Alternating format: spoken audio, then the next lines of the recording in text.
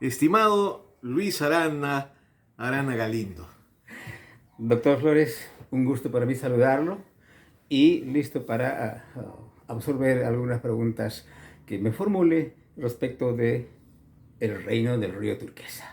Mire pues, esta es la segunda entrevista que le voy a hacer por motivo de su libro El Reino del Río Turquesa, que es un libro bellamente presentado, pulcramente editado, ilustrado con mucho cuidado. Pero lo más interesante de todo, desde el 2023 a esta parte, es el enorme recorrido que ha representado para su persona su difusión. Lo hemos visto visitar el Perú profundo y varias veces ha ido usted a su tierra. Ha sido recibido como realmente se ha merecido. Quiero que nos cuente sobre esta experiencia que ha tenido usted en estos viajes. Doctor, para que la obra creo que ha generado un interés expectante, sobre todo en la población de la Sierra Central del país nuestro y especialmente en la cuenca del río Vilca, eh, cuya geografía es objeto de este libro, ¿no? Vilca y Moya, a orillas del río Huilcamayo, que es el nombre quechua, río Vilca hoy, que es el afluente más importante del río Mantaro en el centro del país.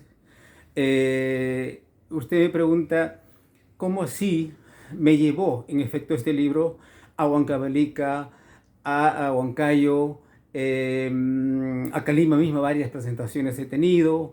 Y le cuento, el editor se sorprende cuando le informo que este libro, de los 1000 ejemplares que se ha impreso, pues debo tener yo en casa apenas un 10 o menos por ciento de ejemplares. Por supuesto que su costo es casi simbólico. Yo no hice este libro para ganar dinero, ni mucho menos. En consecuencia, ha sido muy asequible para mucha gente en el centro del país, sobre todo. Entonces, la gente creo que ha tenido bastante interés en adquirir y leer este libro. Es más, doctor Flores, le cuento, a raíz de la edición de este libro, el turismo ha crecido bastante, justamente en mi pueblo. Mire usted, esa era, ¿se acuerda usted? Una de las consecuencias que conversábamos sobre la publicación de su libro. Sí, y entonces hoy hay gran afluencia en todos los fines de semana, tanto de Huancavelica como de Huancayo, van grupos de agencias turísticas que llevan gente para expectar, estar, vivir en los puentes naturales de Borichaca, bañarse, darse un zambullido en la poza termal de Ayhuicha, expectar y estar allí presente en este semitúnel de Turumanya, ¿no? Y más arriba, si queremos estudiar un poco más, los sitios arqueológicos importantes, 4 de los cuales, de 12 sitios que hay dentro del perímetro del distrito, 12, 4 ya son reconocidos como patrimonio de la nación, ¿no? Entonces, ha generado bastante interés turístico este libro. Y obviamente eh, han participado varios periodistas, colegas, en dar informes documentales sobre esta zona. En consecuencia, el turismo significativamente ha crecido. Y yo me veo muy conforme con ello. Quizás eso fue uno de los motivos para impulsar este libro, que haya, que la gente visite y transforme su economía de alguna manera. Eso se está iniciando con fuerza. ¿Y ya lo han nombrado hijo ilustre de la ciudad? No precisamente, pero es lo menos que busco, es lo menos que busco. Sin embargo, la gente que ha leído, que ha conseguido, adquirido, tiene el libro, me felicita cada vez, me reconoce el esfuerzo. En consecuencia, con ello estoy bien pagado. Claro. Otra de las preocupaciones que deja su libro, que tiene una resonancia que era ya esperada, porque el título mismo lo dice, el reino del río turquesa. Es la preocupación ecológica que genera. Ese color turquesa tan hermoso de un río que no está contaminado por el momento. Por el momento. Y que preocupa que pueda contaminarse. En efecto, hay algún indicio ya de unas minas que está casi en las fronteras del territorio de este distrito, colindante con la provincia de Yauyos de Lima, ¿no? Ese corta lluvias, corta aguas, ¿no? Entre la bajada hacia la costa y la avenida hacia el centro del país, allí hay minas. De una y otra manera está amenazando la contaminación. Al punto que algunos profesionales de mi pueblo tienen interés ya de averiguar, investigar más y presentar queja formal, porque hay inminente peligro de contaminación. No quisiéramos que se contamine este bello río. Claro, sería una pérdida del patrimonio natural del Perú. Definitivamente, se me informa que este río, por la largura que tiene, 30 kilómetros, es el único río de esta envergadura que tiene ese color característico en el Perú. Uno de los 3 ríos. Los otros son bastante pequeños, pero este es el más largo y el más hermoso. ¿Cómo se llaman los otros? No me acuerdo bien, pero hay uno en Ayacucho, que también es turístico, pero es muy corto, muy breve. Y otro está en San Martín, si no me equivoco. ¿Y estos ríos son navegables? No.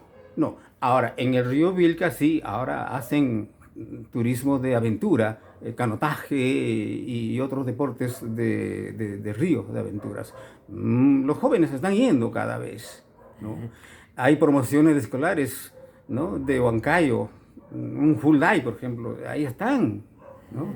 Los muchachos, promociones completas, y a mí me alegra mucho que caramba vayan, la naturaleza ahí está, la gente está ahí está, aprenderán alguna palabra en quechua, por ejemplo, porque el pueblo es quechua. Este libro es de unas dimensiones apreciables, tiene nada menos que 509 páginas, y además tiene un registro hasta de los personajes ilustres, de los habitantes del lugar, y muchos de ellos con sus profesiones y sus formaciones que han sido consignadas. ¿Todos ellos ha podido usted tener contacto nuevamente? No precisamente, con muchos sí, por supuesto, de quienes he considerado que son los más destacados, sí, algunos son familiares míos inclusive, pero destacados. Por ejemplo, los Chamorro, uno de ellos de mi pueblo, neto de mi pueblo, vecino de mi casa en mi pueblo, ha sido congresista por Junín. Ha sido congresista nada menos que por Junín, no necesariamente por Huancavelica. Su hermano, Sario Chamorro, es un escritor catedrático en la Universidad del Centro. Freddy Arana también ha sido alcalde de Huancayo. Hay empresarios muy importantes de nacimiento bilguino. En consecuencia, de los 1000 nombres de profesionales que aquí en el libro se consigna, por lo menos 25 están con un perfil de quienes yo considero destacados, ¿no? Entre otros de los que acabo de mencionar. Luego, en su galería de fotos, que está en los anexos, en el número 1, se exhiben unas lagunas bellísimas. Esa es la poza termal de Ayhuicha. Oiga, hermoso, natural. Allí no hay construcciones, material noble, cosas así. Es al natural. Y justo está a orillas del río. El río Turquesa está pasando a 5 metros de esa poza. Claro. Y a propósito, porque vemos cerca de la poza, vemos arbustos frondosos. Sí. A propósito de esos arbustos frondosos, ¿hay una fauna característica del lugar? Sí. Estos arbustos interandinos, la chilca lo llamamos nosotros, ¿no? Chilco lo llaman en otros sitios. El sauce también. hay abunda, aunque últimamente más los eucaliptos, por ejemplo, que son importados, ¿no? Pero se han aclimatado bastante en esta zona, de modo que da otra coloración. El molle, por ejemplo, abunda en esa zona. El Entonces muelle, sí. tiene su propia fauna y propia flora. Hermoso, es un valle estrecho, como comprenderá, este que forma el río Turquesa. Muchos me han preguntado por qué en el capítulo 7, que habla de la cultura oral de la cuenca del río Vilca, no se incluyeron relatos orales sobrenaturales de seres mágicos. Am, Creo que hay uno que otro, un relato, por ejemplo, de un señor Soldevilla, que está en el libro, habla de los jargarias, por ejemplo, ¿no? Son seres mitológicos andinos. Y por supuesto, tengo en cantera muchos más que no los he incluido en este libro. Pero ahí los tengo. Ya, los chamorros, primeras víctimas del terror en Vilca. Ah, ahí está la historia brevemente de los chamorros. Yo los conocí cuando era niño. Ellos eran ya un poco mayores y se dedicaban al negocio de animales, compra-venta de animales de la zona. Y en consecuencia, por el trabajo que tenían, portaban armas. Allí, en ese tiempo, es el que surge, en esa zona, en zona de Vilca, ¿Ronderos? los senderos. Ah, Senderos. Y ellos se enteran de que estos chamorros, que eran tres hermanos, portaban armas. Y obviamente los senderos buscaban armas para su lucha, ¿no? Para poder armarse. Y los ubican y piden de buenas a primeras sus armas, pero ellos no quisieron entregar y en consecuencia simplemente se ensañaron, los mataron a dos hermanos fueron. Eso fue el primer juego del terrorismo en mi pueblo. una zona muy castigada en realidad. Oh, sí, sí, sí, sí, ¿no? Sí. Eso está en el libro, el relato correspondiente como una suerte de crónica, la muerte de los hermanos Chamorro. Capítulo 4, capítulo 6, entre dos letales enemigos. Eso es en la guerra con Chile. Eso es otra historia. De lo que estamos hablando de los chamorros es ya en la última guerra que La guerra asoló. interna. Exacto, la guerra interna, ¿no? Ahora, ¿usted vivió en Vilca hasta qué edad? 12 años. 12 años. ¿Y usted, su familia, tenía chacras? Parcelas. Tenía parcelas. Parcelas de cementeras básicas. De eso es lo que se vivía en mi pueblo cuando yo era niño. Hoy continúan esas chacras, sin embargo ya no producen. ¿Por qué? Porque ya vive ahora la gente mayor, tercera edad en mi pueblo, en los otros pueblos también. Pero ¿qué ocurre? Ya no siembran, las chacras ya no producen. Por una sencillísima razón. Se han acostumbrado a esta asistenta social que hace el Estado y les hace llegar mensualmente víveres, en fin, otros beneficios a esta gente. En consecuencia, no necesitan trabajar. Ah, caramba. Es curioso eso. Un efecto inesperado. Inesperado, pero en el que más les empobrece, porque solo estiran la mano y les llega. Eso no es la vida, no puede ser vida eso. Claro, claro que sí. ¿No? Ahora, aparte del problema del abandono de la agricultura, ¿usted hasta los 12 años tuvo alguna experiencia fantástica con seres sobrenaturales? Sí. ¿Puede contarnos?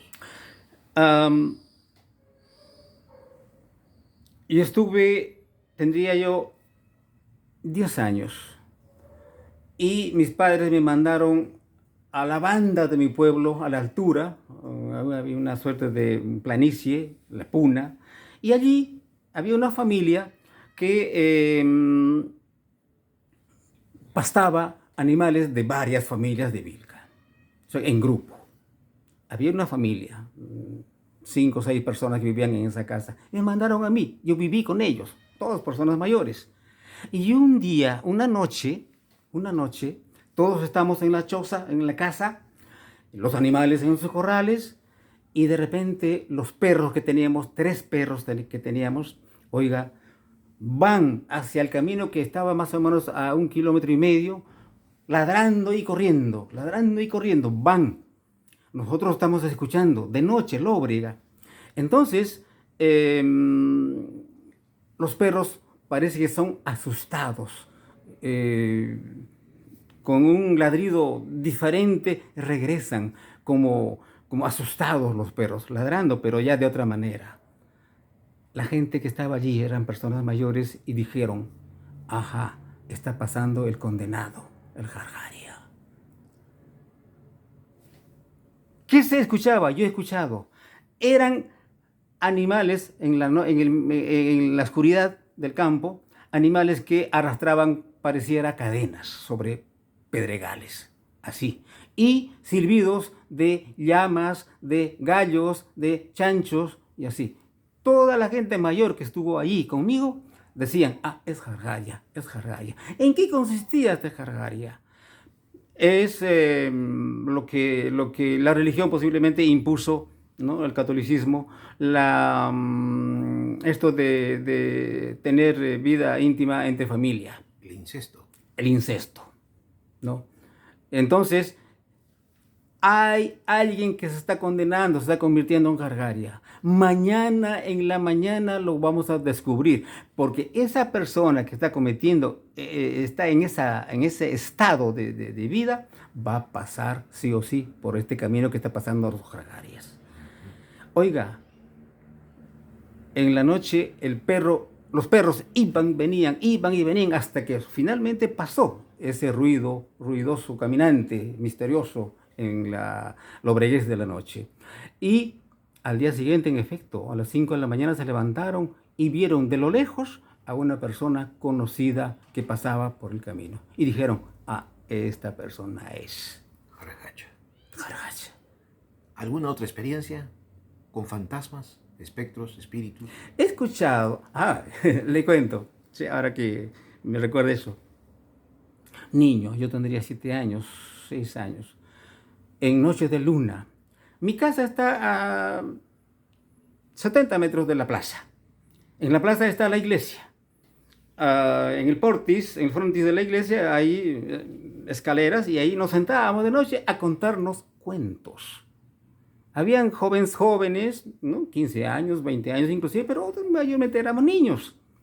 Estamos sentados dando espalda a la puerta de la iglesia, ¿no?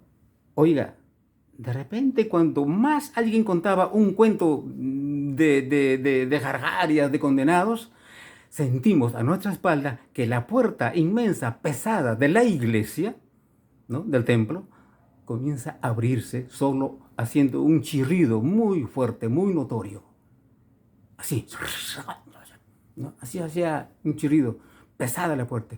Volteamos así de reojo, no vimos a nadie quien abriera la puerta. No había. No había. Oiga, otro más vimos y espantados todos corrimos allá y por acá. Yo me fui en sentido contrario a mi casa, en grupo, creo que me caí inclusive, y así cada uno a donde pudieran correr, porque se asustaron, el susto era terrible, y la iglesia se quedó con la mitad de la puerta abierta, inmensa, de 3 metros de altura la puerta y de madera pesada con hierros y con todo, pesadísima la puerta. Una puerta colonial. Colonial, efectivamente. Oiga, espantados corrimos. Más tarde, medianoche ya sería, los más jóvenes, envalentonándose, regresaron a ver con linterna de mano, a ver qué cosa hay allí. Y nunca descubrieron nada. Esa noche, todos pudimos llegar a la casa, en fin, como sea. Yo me quedé en el sentido contrario a mi casa, donde un familiar. Ahí pernocté, asustado. ¿Qué era? Hasta ahora para mí es un misterio. La puerta de la iglesia se abrió de esa manera. ¿Qué fue? No lo sé. Qué interesante. Bueno, este programa va a ser subido a 10 plataformas culturales, aparte también del YouTube. O sea que va a tener una irradiación bastante grande. Gracias. Y por eso tengo que preguntarle también, porque se lo van a ver con amigos, contactos. El comandante Chamorro de la Fuerza Aérea, que ya está ahora en retiro, es un experto en ovnis. Ya. Y es muy probable que también sea oriundo de Vilca, por el apellido Chamorro. Y por eso es que no quisiera omitir la pregunta, ¿y se ven ovnis? Diría que no. Al menos no he escuchado a alguien que haya visto algún ovni en la zona de donde yo provengo. No. ¿Alguna laguna encantada? Sé que existen, he escuchado referencias en las partes altas, ¿no? En la colindancia con Yauyos, repito, hay muchas lagunas, muchas lagunas. Uno de ellos se llama Acchicocha, ¿no? Laguna de la Luz, ¿Por qué le llaman así? porque al parecer en la noche refleja la luna, el agua en Posada, la laguna, ¿verdad? Entonces, Y se ve una luz que refleja. exacto, Ah, qué ¿no? interesante. Acchicocha se llama esa laguna. Acchicocha. Acchicocha. Acchi en quechua es luz. Porque eso ustedes lo ven desde la distancia. De la distancia. Y mirando hacia arriba. Así es. Lo cual es muy extraño. Así es. Algo debe tener esa poza Algo debe tener. para que pueda ser Pero reflectante. no conozco, solamente he escuchado referencias, ¿no? Hay muchas lagunas en esta zona. A propósito de su familia, ¿cuántos miembros quedan en Vilca? En Vilca, ninguno. De mi sangre, de mi familia directa, ninguno, ¿no? Hasta hace 3 años atrás, en el que un hermano, el último de mis hermanos, trabajaba con su esposa de maestro en esa zona, pero ya se retiraron, viven en Huancayo y ya son jubilados, ¿no? de su trabajo, ¿no? Ahora, siendo este libro realmente de dimensiones descomunales, es también al mismo tiempo difícil de volver a reeditar. En consecuencia, nos preguntamos, por ejemplo, ¿piensa usted escribir sobre Vilca también narraciones y leyendas misteriosas de Vilca en un libro texto y aparte? Sí, estoy pensando, tengo en mente una cosa así, editarlo, porque recuerdo cuando yo estuve aún en la universidad, yo gané una beca de estudio del Instituto Nacional de Cultura de entonces, lo que hoy es el INC, ¿no? Entonces, consistía esa beca es lo que se llama propiamente, en que el instituto, si tú ganabas el concurso de investigación que proponías, pues te daba un año de sueldo para que efectivamente investigues. Y eso es lo que hice al ganar esa beca. Montado a caballo, pues caminé de pueblo en pueblo, de escuela en escuela, en muchos pueblos del distrito de Vilca, de Moya y de la zona alta de Huancayo, por lado de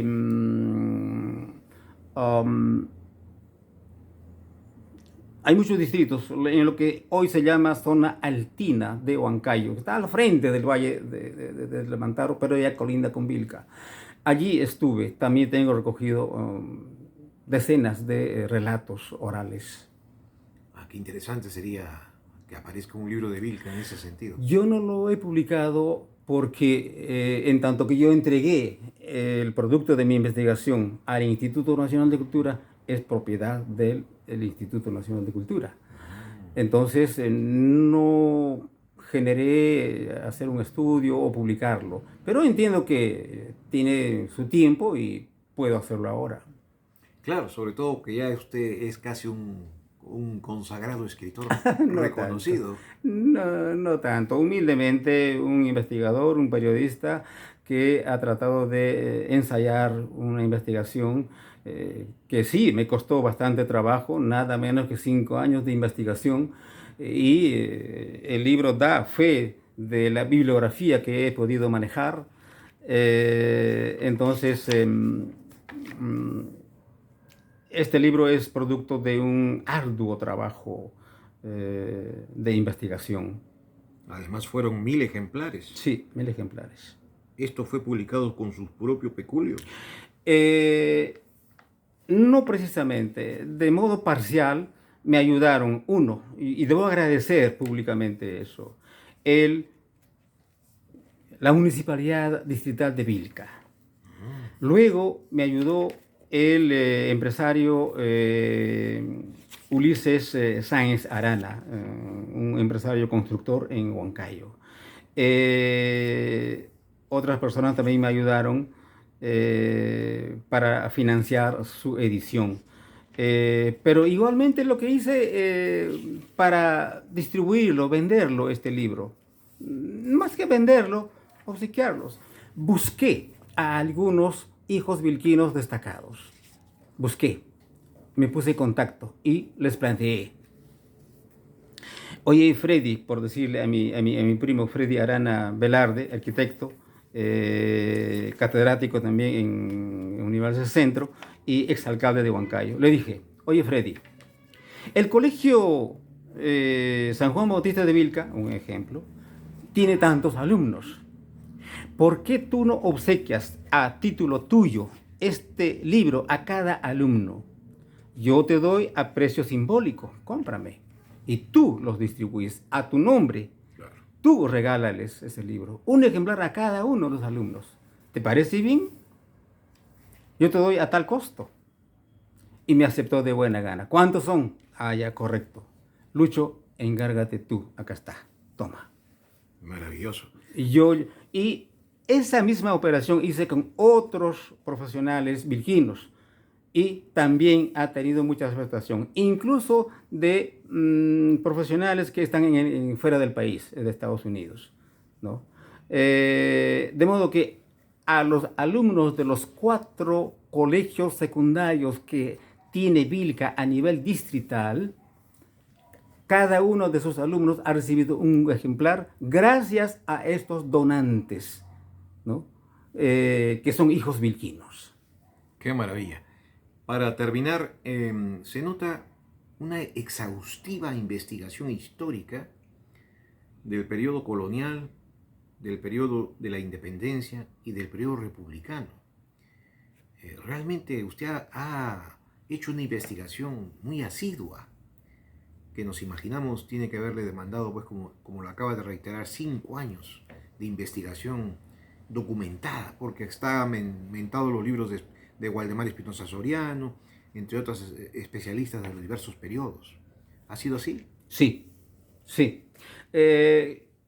Curioso, le cuento el capítulo de La República en el que yo narro la muerte de este bandolero David Pacheco. David Pacheco es un personaje que allá en 1950, yo era bebé, había nacido recién un año, de Moya. Vilca y Moya son pueblos entrelazados que están a la vera de este río. Él es moyano. Un hombre de carne y hueso, como cualquiera. David Pacheco Rosales. Era un gran bandolero, pues. Tenía a sus compadres en Huancavelica, Huancayo. Él se hacía nombrar juez, gobernador, teniente, qué sé yo. Siempre era autoridad en su pueblo. Y siendo así, él solía ir con policías a su mando a las alturas y esquilmaba, robaba, compraba a precios irrisorios si es que quisieran todavía venderles, si no, igual se los traía, hasta que también violaba a mujeres, en fin, un sinfín de abusos, hasta que cae pues su Waterloo, digámoslo así, en Chuya, en un anexo de mi pueblo, y lo matan. Toda una comunidad al estilo de Fuente Ovejuna lo matan a David Pacheco. No obstante que estuvo acompañado por 2 policías. No obstante ello. Entonces, esa gente, esa comunidad, al día siguiente apenas, al tercer día de su muerte, fueron apresados 30 comuneros de ese pueblo, de Chuya, y fueron apresados a Huancavelica. Otro tanto se fue de escape a pie pasando por Huancayo y se metieron a Satipo. En Satipo existe aún ahora los hijos de aquellos chullanos que se escaparon a la selva huyendo de la cárcel, y se llama Todos los Santos, ese pueblo que está en Satipo. Ahora mismo, Todos los Santos. ¿Por qué Todos los Santos? Porque santos apellidaban la mayoría de esos chullanos que lo mataron a este David Pacheco, ¿no? Y existe por eso Todos los Santos allí. Ahora, para tener yo la historia completa de la muerte, cómo fue el proceso de muerte de David Pacheco, acudí a relatos orales. Mucha gente me contó sobre esa historia, pero sobre todo hice una investigación exhaustiva en la Corte Superior de Huancavelica, los archivos propios de aquellos años. No solo eso, acudí aquí en Lima, como en Huancayo, a los diarios que dieron noticias de la muerte de David Pacheco. Incluso un recorte del periódico está en el libro. En consecuencia, la muerte de David Pacheco hasta ahora es un relato vivo, un relato que todo el mundo sabe, de viejos y jóvenes, Claro. ¿no? En consecuencia, ha conmocionado su muerte a toda esa cuenca. Cuentan los moyanos que inclusive este David Pacheco, cuando su padre le reclamó, oye David, ¿por qué haces estos abusos? Le reclamaría, supongo, por la conducta de su hijo. Y su hijo, ese David Pacheco, así hay referencias, lo agarró a su padre. Ah, ya, ahora tú me reclamas que, ¿por qué soy así? Ahora que soy viejo, tú me reclamas. ¿Por qué no me hiciste? No me educaste, no me formaste bien. Pues toma tú contigo. A palos le agarró a su padre. ¿Qué tal historia? Mi estimado Luis Arana Galindo, muy agradecidos por este testimonio invalorable que nos ha contado facetas desconocidas y no había sido abordado en la primera entrevista. Y yo creo que va a seguir enriqueciendo todo el caudal a lo largo del recorrido que está haciendo usted, este recorrido de difusión de la obra y con nuevas producciones. Por lo tanto, tiene las cámaras para que se despida de su público. Doctor Gustavo Flores, yo lo considero un amigo. A raíz de este libro tuve la suerte de conocerlo y le agradezco mucho este interés de difundir, hacer noticia de este trabajo mío. Muchísimas gracias, muy buenas tardes a todo su público y ojalá que nos vaya bien a todos. Gracias, A Luis. usted.